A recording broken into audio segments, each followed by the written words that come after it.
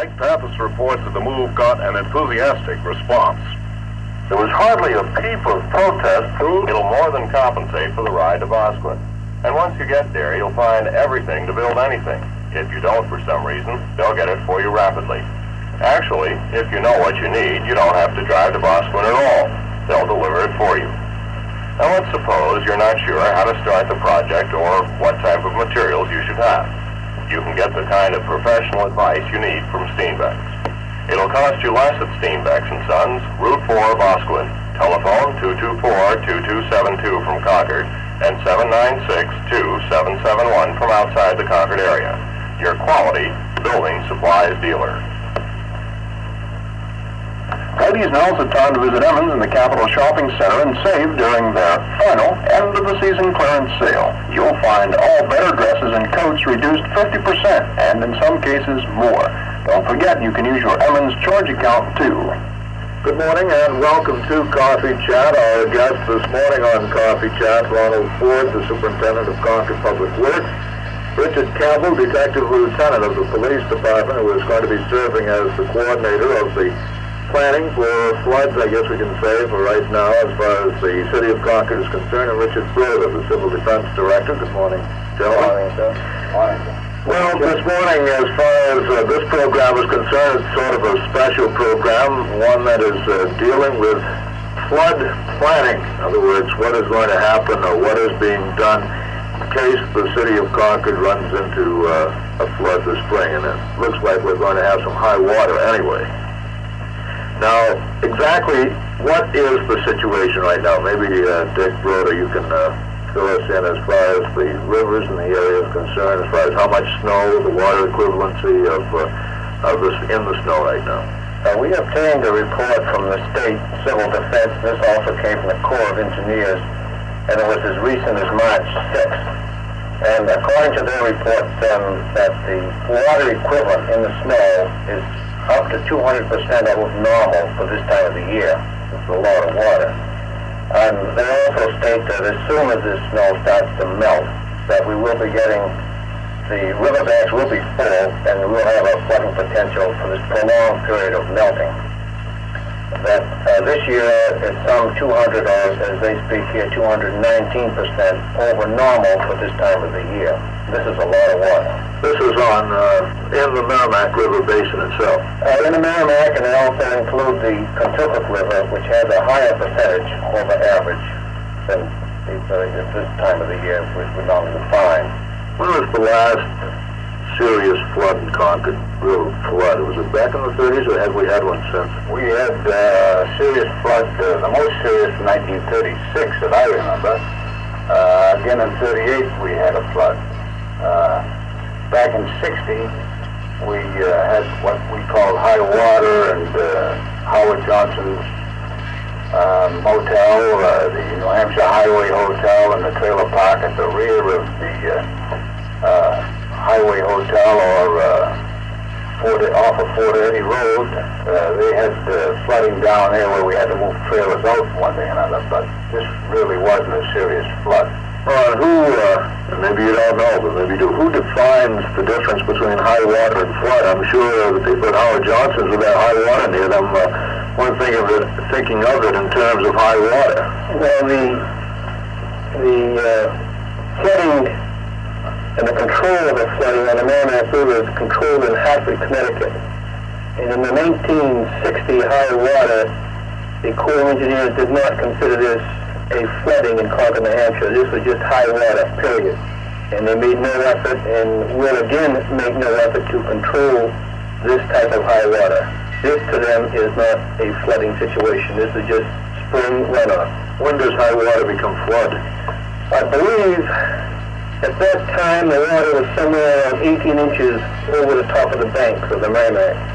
And it seemed to me that I heard the figure of 2 feet is where they start to, at least passing through a concert, anything over 2 foot over the bank, they would then start considering it flooding. Very good. Well, what we're doing this morning is trying to bring out a few facts on the situation in Concord, and we are talking about the plans being made as to what will be done in case of a flood, and we will continue and talk about the situation in Concord in just a moment.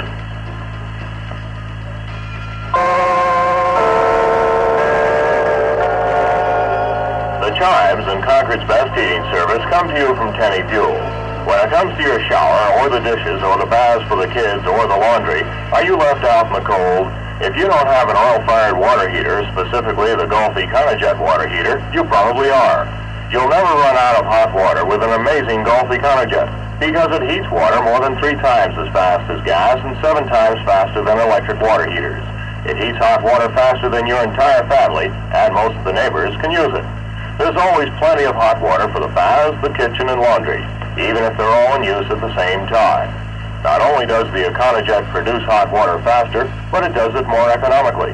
It just costs less to heat hot water with oil than with either gas or electricity. If you don't want to be left out in the cold, call the Tenny Fuel phone at 224-7451 or drop by 24 Pleasant Street, Concord. Get an amazing Gulf Econojet water heater, serving the heating needs of the Concord area since 1902. Well, gentlemen, since the floods of the 30s, we have now, in various locations throughout the state, a series of dams. Aren't they going to help at all as far as the flood situation this spring? Well, they will help to this extent as far as any major high water. They will help reduce it. But once again, as to this low-level flooding that we can anticipate, and we'll probably have, the dams will not be in control, or will make no effort to control this low-water flooding. There's a comment here in the meeting that we had earlier this week that Al Hammond of the State Civil Defense Staff stated that the Franklin Falls Dam will hold an approximate 3-inch runoff. What are we talking about? What are we anticipating for a runoff this spring? Can we anticipate, or does it just depend on the weather? Well, they state that in the Jeanotte area that there's 55 inches of snow on the ground, and this melted would be an equivalent of 13 inches of water. Okay. This is where there's 200% above average, normal would be. The Pacific River, they speak of 45 inches of snow and a 10.5-inch runoff. So you take the difference between the water equivalent and what the Franklin Dam will approximately hold in the runoff, and you've got to do something with this difference of 7 to 10 inches of water. I see, okay. Just as a sidelight, how much has this weather this week helped? Does anybody know? It's been pretty good weather with the type of conditions we have, isn't it? Well, the snow is dropping according to the bushes out back a little, not too much. I would think that if this cold weather can prevail and it runs off slow like this, it's going to be a big help. If we get a sudden heat wave here and really get some fast melting, or we get some good hard rain, we're going to be in trouble. Well, this is the reason, isn't it, that the Civil Defense started this pre-planning, I guess, and had Lieutenant Campbell as coordinator and got everybody together, because we're due for warm weather, aren't we? We realized that all of the departments in the city were doing what their departments were concerned with. We just felt that if everyone sat around the table and all told their story, that we would end up with a pretty good plan. And by the looks of the results of this and the comments we're getting from the public, that this is doing just the job we wanted, to temper them that this could happen in Concord. Again, we're going to, before the program is over, probably advise some people in certain areas what they may anticipate. But, Ron, again, at this meeting, we're talking about the Kentucky River and the Merrimack River, if there was any sort of flooding, I guess. What areas in Concord would be affected, for instance, the Kentucky River, if it started to really flood? Well, basing again on our 36 and 38 experience, there are portions of River Road, portions of the Island Road, and portions of the Reynolds Road that would be underwater. And I think the older residents in that area can pretty well pick these areas out. I know one area that comes to my mind is right in front of Murray's Farm in that area. That will be underwater with anticipated flooding. This means that people in this area are going to have to evacuate. There are, if this were to rise to the level that if it could, the possibility exists, there are going to be a few places that are going to be cut off on either end by flooding. Now, the news reports this week, too, had, as far as the Merrimack River is concerned, well, one area in particular is Hall Street. There seems to be a problem almost every spring. It seems like even with high water, Hall Street seems to be right in it.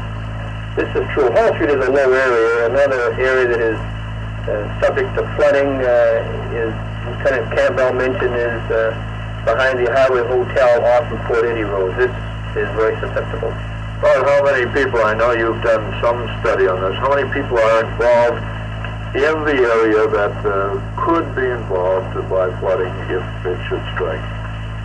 If this flood reaches potential that exists, there could be possibly 1,200 individuals involved in the low areas that would be directly involved. This is along the Merrimack now. This is along the Merrimack and the Kentucky. Okay, we'll be back in just about another minute to talk more about this pre-planning in case a flood should strike the city of Concord.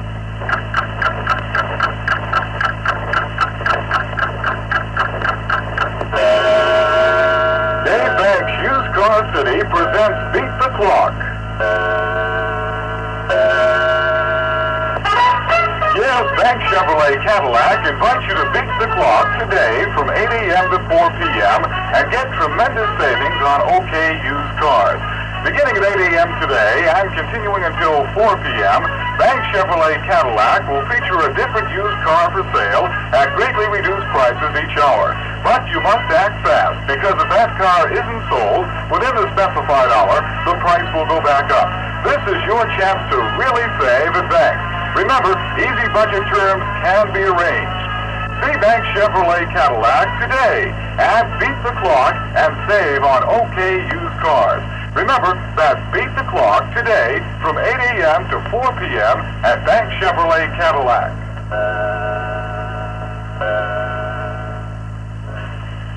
Well, gentlemen, talking about this situation, if it should come, we should, I guess, stress right here to our listening audience that the purpose of this program is not to set panic into anybody's mind, but to advise them that there is planning going on. There is a situation that could arise that we could have at least high water, possibly flooding conditions.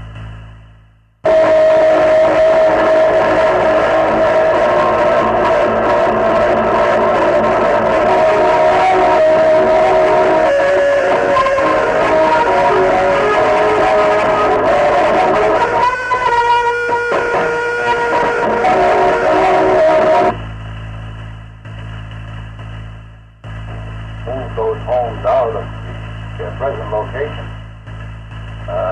Presently, we are working on locations for these homes to be moved to, so that they will be high and dry and secure for the duration of the high water should it come. At this moment, however, we do not have a location yet, but again, I say we're working on it. But they should be aware of the fact that they are going to have to get out of these places, and that they should be thinking about it. They probably will be advised, they will be advised of a location to go to, or locations. Well, I would think there would have to be more than one location, because we have the Grapponi or the Green Acres Trailer Park down in back of the Highway Hotel, and here again we have the Howard's Trailer Park on Hall Street. How many trailers are we talking about? Does anybody really know right offhand? I believe it's in the vicinity of 140 or 150 mobile homes that may have to be moved. This is going to take up a lot of space somewhere. This is true. This committee's, so to speak, main concern right now? This is one of our number one projects at this point, is to have a plan whereby these trailers, the owners may move these mobile homes out, and we will have areas designated that they may pull them into and secure them. All right, again now, there is the possibility, and we want to stress that this is not necessarily going to happen, but with the idea of planning, there is the possibility that people, for instance, on Hall Street, again, using that as an example, are going to have to evacuate houses. Well, this is true. Yeah, this is quite correct. All right, so we also have to, in other words, someone has to find shelter for these people. Well, at the present time, we are looking also for locations to shelter these people in conjunction with the Civil Defense and the American Red Cross. The American Red Cross has beds, and they will provide the feeding of these people, whatever number of people is required to have shelters. The Red Cross, as far as Concord is concerned, this is, we're talking Concord, and we're not going to get out of Concord really, but apparently the Red Cross is going to be involved all the way through the state along the riverbanks. Isn't this true? I would believe that this would be very true. Well, the cooperation of the people is going to be needed too, and we might pose a few questions as to how the people can cooperate in this planning stage in just a moment. Ladies, through today only at Sears, you can actually buy a brand new Kenmore Zigzag console sewing machine for the incredible low sellout price of only $55. This is a console, not a portable. It's so zigzag, it's brand new. And yes, ladies, you can buy it through today only for only $55 at Sears, Roebuck & Company with no trade-in required. This is the sewing machine that sews zigzag, straight stitch, forward and reverse stitching. It sews buttons and makes buttonholes. It mends, darns, appliques, embroiders, and even monograms. Yet Sears' fantastic sell-out price is only $55. That's the full price, not a down payment. In fact, you need no money down on Sears' Easy Payment Plan when you buy on credit at Sears. Sale ends today at 5:30, so hurry to Sears, Roebuck & Company. Well, as we mentioned, the cooperation of the people is also needed as far as planning for a flood that may or may not come. I guess there's a pretty good guarantee that the water is going to go over the banks. Exactly how much, we don't really know. How can the people cooperate now as we look ahead to a possible flood? Well, I think that in leaving their homes, whether it's a mobile home or a regular residence, that if they cut their electric power, pull the main switch. If they have gas, either bottled or city gas, they shut it off at the main or at the bottle. Secure their valuables, their policies, their papers. And I thought, too, that if they let the police department know where they're going to be, that this would help an awful lot to be located if they have to. The Red Cross will register them as they come in if they're going through the Red Cross. But many of these people will probably go to the home of a relative or friend. This is probably even better than the Red Cross, really, yeah. Right. If you have relatives or friends in the area, the idea would be to possibly make some contact now and say, if such and such happens, could we come here or something like this? Well, this is one of the purposes, I think, that this committee is as enthusiastic as it is to give these people a chance to make some of these plans. But if the police department knows where they're at, then this would help a lot to locate them if they have to be. People that get out of the homes, they have to get out of their homes. If they will notify us, we will log their name and their present address and also where they are going to be for the duration of this high water so that they can be contacted should need be. I think this is a good time to insert this. We introduced you as the coordinator of the program, but we can go a step further and say you, along with Deputy Abbott, if someone contacted either one of you two, especially at the police department, you two are really the people to call if someone is moving or if someone is moving out to another location. Isn't that not true? Well, yes, but they don't have to speak to me personally. They can speak to the man at the desk, and he will see that this information gets put down on paper so that it will come to me eventually so that we will have it. And we might also mention, too, that for these people who may be in these low areas, WKXL will be looking out as far as the floods are concerned, too, and will be, once the situation reaches what we hope it will not, a critical stage, we will be broadcasting all the reports received through the help of Lieutenant Campbell. So you will be informed by tuning us in, too, but we hope that you go ahead with this planning in advance. Well, gentlemen, we'll have a wrap-up on this pre-flood planning in just a moment. Welcome. That's a word that's well known and often often spoken on Concord's Warren Street. The small specialty shops on Warren Street pride themselves on personal service and old-fashioned hospitality. Obviously, you like to be treated in this cordial manner, too, because Warren Street is always growing or redecorating somewhere. So if you're not familiar with Warren Street's special shopping magic, stop in soon at Elliott Jewelers, the home of the famous 144-facet Princess Diamonds, or at French's Radio Shop, where you can see the complete lineup of Zenith home entertainment appliances. Another unique store is the Granite State Candy Shop.